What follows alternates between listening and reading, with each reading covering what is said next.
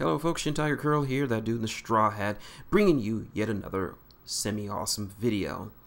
So I promised I would do a video when the final chapter of BLEACH dropped on the internet, and this is my promise. This is me fulfilling that promise. Now it is now 6:48 a.m. here in Houston, Texas, and I just finished reading the final chapter of BLEACH.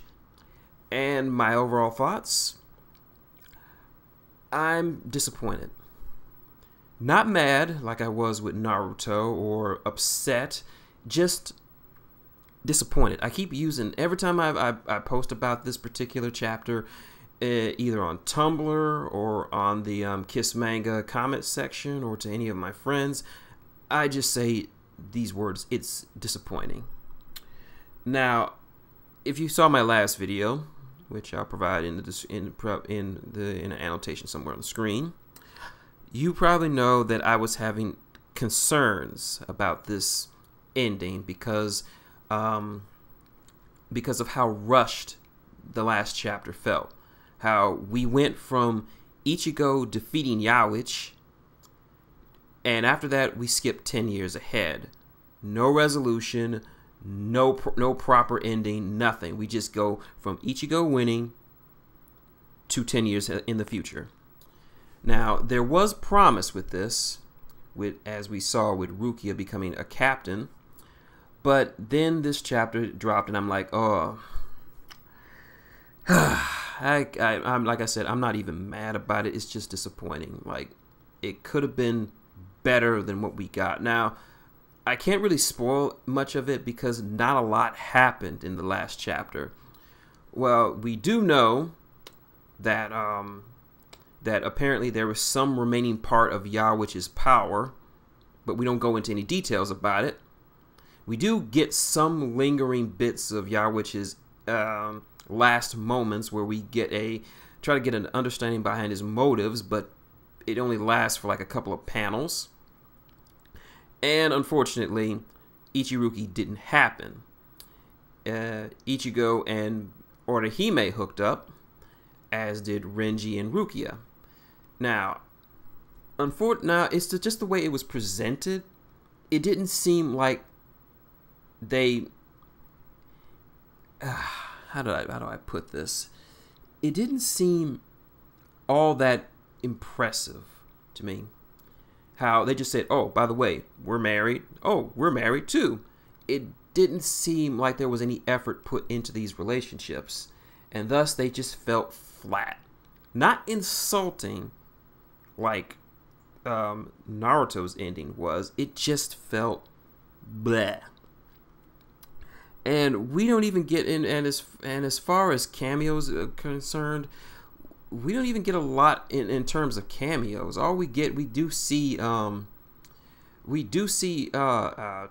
Apparently he's become some kind of world-class boxer, but he only appears on screen like once. We don't even get a word in from him. Uryu is a doctor now, but he doesn't even show up when they have a little get-together. He just kind of sticks to himself now, apparently. We do get to see Yuzu and Karin, who have grown up into fine young women. We don't even get to see that much of Ishin. I think I saw Ishin like in one panel, but his presence is so not there. You barely would miss it, if at all. We do get to see Ichigo's son, who's apparently kind of a Soul Reaper, and we see Rukia's daughter, who's a Soul Reaper herself, even though she's just so damn young. I don't even understand how that's even possible.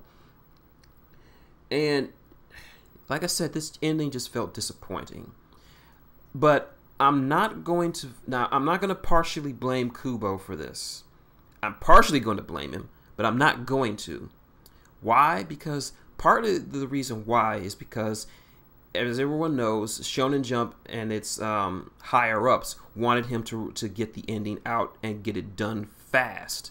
They basically wanted him to do a rush job. And it's all over this ending. Like, we don't even get proper resolutions for a lot of things. Like, What happened to Yachiru now that she's gone? Was she really the spirit of Kenpachi Zanpakuto? What about Captain Unohana? Was she really dead? What happened to the Fullbringers? What happened to the Arankars, who provided very little in the final battle? What about we haven't seen Yoruichi or Urahara. I think they survived, as far as I know. It seemed like they survived their respective bouts, but we don't see them.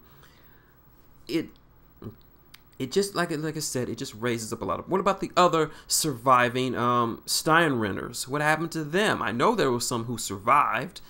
And what were the outstanding repercussions of the battle between the Steinrenners and the Soul Reapers? I mean, because it caused a lot of damage. We know it took them 10 years to clean that shit up. But what happened? We don't know, because we never got a proper resolution. It just kind of ended. Like, it just felt off. But I will not. But for this rush job, I will not blame Kubo. Partially. But the other reason is because of Kubo's pacing. This has always been a problem with Kubo. His pace is always snail slow. Like he will spend weeks, even months on a single fight. Or a few weeks for one character to say a sentence. I mean, that's just the part of the problem. That's maybe the reason why they rushed it so much. This was part of the reason why they canceled Bleach as an anime, because of his pacing. It was so damn slow that they would have to introduce at least 2 more filler arcs in order to pad out the anime so it didn't overrun the manga. So at least that's my take on it. It's unfortunate that it had come to that point, but it's understandable because next to Naruto, Bleach was second out of the big 3 in terms of filler, next to Naruto, which had 2 full years of god-awful filler. But with Bleach, they had to come up with what-if stories. Now, typically with filler, you would probably have a separate adventure taking place in the same continuity. But unfortunately with Bleach, they had to make up several filler arcs that were what-ifs. Just what-if scenarios. Some of them were good, a lot of them were crap.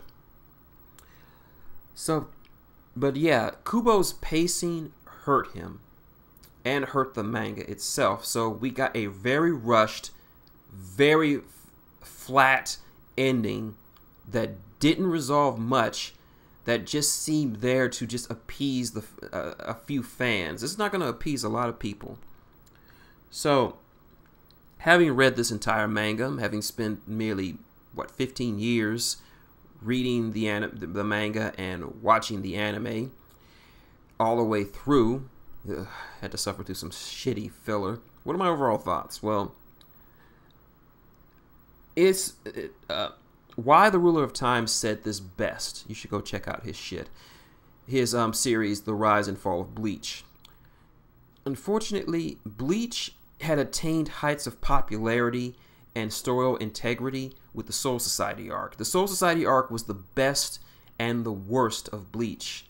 The best because it showcased the series at its absolute best, with very inventive fights, interesting storylines, great introduction of new characters, and created a narrative that drew you in. You were on the edge of your seat with a promise of more, with the revelation of Aizen's betrayal.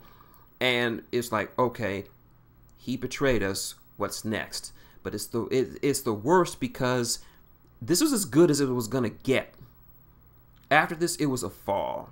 I'm not saying it was a steady slope of suckage that makes it one of the worst mangas of all time. No, I'm not saying that by any stretch of the imagination. I'm just saying that all the subsequent arcs weren't as good as the Soul Society arc. The Arankar arc did give us some potential. Like, we see some inklings going on there. Then the Huecamundo arc came, and it just felt like a rehash of the Soul Society arc. Up and down, it just felt like a rehash. All leading up to the final battle with Aizen, which just seemed like ass pulls out of ass pulls. Then we come to the first time skip with the Fullbringer arc, which was absolute crap. Absolute crap. I'll say that again. Then we have the final arc with the Steinrenners. Now, it did have some great moments. It had some great characters. It had some great battles, and it did answer quite a few questions involving things that we had questions about. It showed us things that we wanted to see. We wanted to see Kenpachi learn the name of his Zanpakuto. We wanted to see what Yamamoto's Bankai was like. We wanted to see more of Keisuke Urahara and what he can do. We saw a lot of good stuff, and it also saw the return of the Fullbringers. Even though they sucked, it was interesting to see them come back. Also, we saw the return of Grimmjow, but unfortunately, all that didn't matter in the end because it just disappointed us. And the rushed in, the Fullbringers only came back once to provide something, and then they were gone. Never mentioned again. But yeah, as a manga reader, like someone who has read a ton of manga over my lifetime, I will say that I can recommend Bleach more so than I can Naruto. Because while this ending was disappointing, it wasn't insulting as Naruto's ending was. It didn't just spit in the face of its true fans. It didn't bend over backwards to make certain pairings happen. It didn't compromise the overall message and integrity of the story just to make a few fans happy. The ending of Bleach wasn't that. It was just disappointing. I had no high hopes for Bleach ending greatly because of what was going on in the background and what was going on in the story. I didn't expect much, but still I was disappointed. So yeah, those are my thoughts on the final chapter of Bleach. And if you like what you see, like, comment, subscribe to the channel. That's all you got to do. If you've read the chapter, what are your thoughts on it? Did you like it? Did you hate it? Were you like me, disappointed? Did it piss you off? How did you feel?